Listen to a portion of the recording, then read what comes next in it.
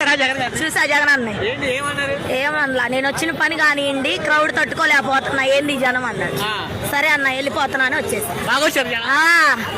పడి కూడా వెళ్ళా జగన్ అన్న కోసం. పడ్డా కూడా కింద ఇదిగో దెబ్బ తగిలింది.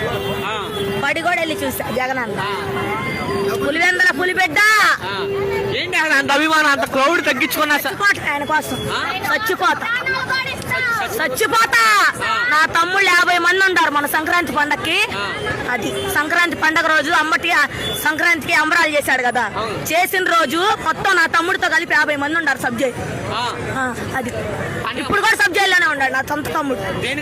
అది వేశారు, పోలీసులు వేసేశారు.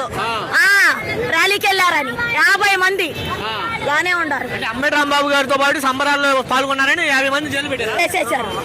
మొత్తం మా తమ్ముడు, నా సొంత తమ్ముడు కూడా ఉన్నాడు లోపలి సబ్జెక్ట్.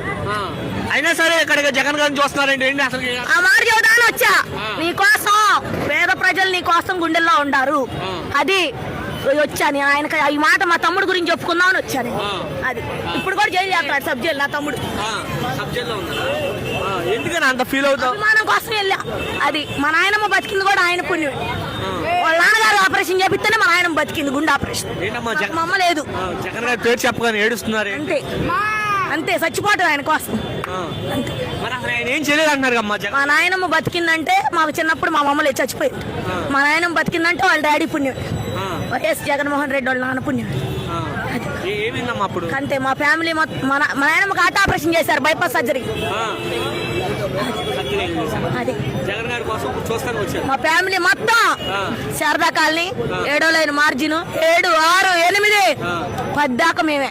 మాదిగా ఎస్టీ.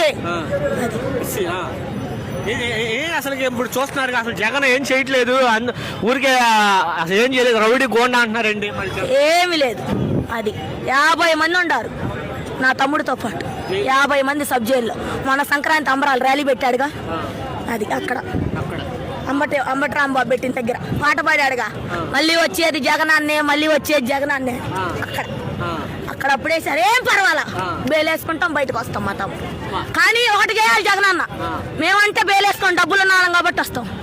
లేనోడు వాడు ఏం పెట్టి తినాలి. మా తమ్ముడికి మేము తీసుకెళ్లి ఒక పలావ్ పొట్లము, ఒక ఫ్రైడ్ రైస్ బిర్యానీ ఇస్తే వాళ్ళు తింటున్నారు కుర్రోళ్ళు. అది కూడా అడగాలి జగనన్న. అసలు అది చెప్పుకుందామని వచ్చేయాల. నా తమ్ముడు జైలుకే సీయాలకి 10 రోజులు జైల్లోనే ఉన్నాడు నా తమ్ముడు. నా తమ్ముడే కాదు, నా తమ్ముడు లాంటి చాలా మంది ఉన్నారు. మొన్నే జరిగింది అది. మొన్నే జరిగింది అది. అప్పుడు మీరు మీ పిల్లలు, మీ తమ్ముళ్ళు జైల్లో ఉన్నారంటున్నారు. అయినా సరే జగన్ గారిని కలవాలని, జగన్ గారి మీద ఎందుకని అభిమానం తగ్గించి? చిన్నప్పటి నుంచి అది చిన్నప్పటి నుంచి మా నాన్న నేర్పాడు. ఫస్ట్ కాంగ్రెస్, తర్వాత వైసీపీ. నా ఫస్ట్ ఓటు కూడా జగన్ అన్నకి. అది మేము మొత్తం మా ఫ్యామిలీ మొత్తం. అసలు చూస్తున్నారు అసలు జగన్ రాని 20 సంవత్సరాల పాటు ఇదే కూటమి ఉంటుంది అంటున్నాడు. ఏముండదు, మన్నే వచ్చేది.